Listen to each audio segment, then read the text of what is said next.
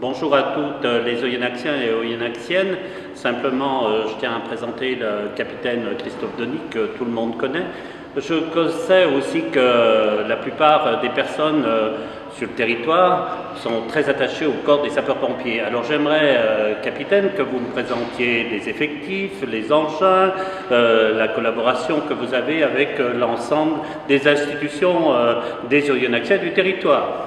Eh bien, donc pour vous présenter le centre de secours d'Oyonnax, donc nous avons aujourd'hui une trentaine de sapeurs-pompiers professionnels ainsi qu'une cinquantaine de sapeurs-pompiers volontaires pour réaliser environ 3000 interventions par an.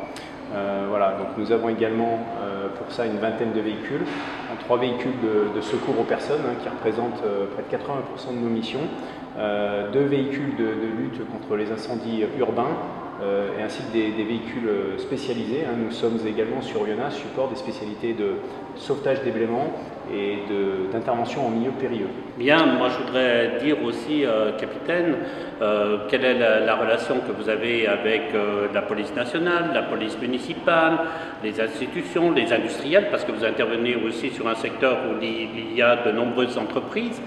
Comment vous faites? Est-ce que vous faites des manœuvres justement dans ce que vous venez de nous expliquer? Comment ça se passe?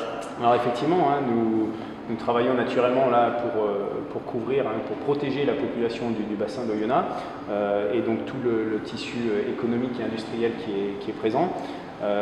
Nous sommes proches des industriels en réalisant régulièrement des exercices, des mises en situation.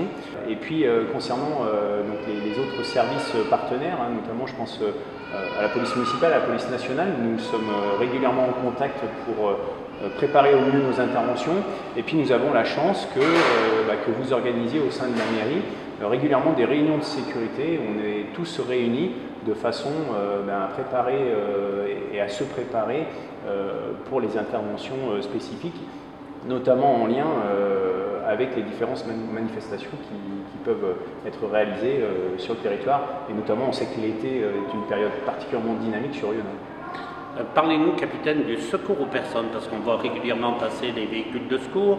Comment ça se passe? Est-ce que vous êtes accompagné sur les quartiers avec la police nationale ou la police municipale? Quelle est l'ambiance un petit peu en général? Comment vous êtes perçu? Écoutez, nous, ça se passe plutôt bien. Alors, le secours aux personnes, nous, on intervient sous l'autorité pour l'aspect médical aussi du SAMU, qui régule nos interventions et qui nous donne le lieu de destination. Donc, dans 95% des cas, nous transportons sur le centre hospitalier de Haut-Budget. Et puis, nous sommes accompagnés, si besoin, et notamment sur la voie publique, des services de police. Voilà. Et donc, tout ça fait en sorte que nos interventions se déroulent de la meilleure façon. Vous savez, capitaine, qu'on parle avec le colonel de l'extension de la caserne, de la modernisation de la caserne, qui doit intervenir en 2019-2020. Alors, c'est un dossier brûlant, vous savez, on peut le dire, même si on travaille avec les sapeurs-pompiers. Alors, parlez-nous un petit peu de cette modernisation de la caserne que je réaffirme continuellement au colonel. Oui, alors effectivement, nous, c'est un très beau projet qu'on voit à horizon 2020-2021, un projet de réhabilitation complète du bâtiment qui aujourd'hui fait 2000 m². C'est un bâtiment qui a aujourd'hui 50 ans, qui avait été réhabilité dans les années 90.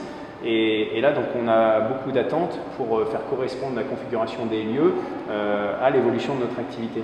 On sait qu'on a toujours le soutien de la ville d'Oyonnax et c'est très appréciable. Ce n'est pas forcément le cas partout dans toutes les villes de France.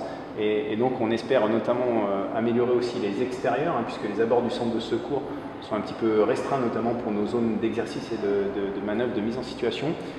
Voilà, donc moi, j'aurai à cœur de mener ce projet. J'espère bien que je serai encore justement à la tête du centre de secours pour pouvoir bien finaliser ce projet et que ça se déroule dans de très bonnes conditions. Mais bon, la municipalité a tout prévu, capitaine, vous le savez.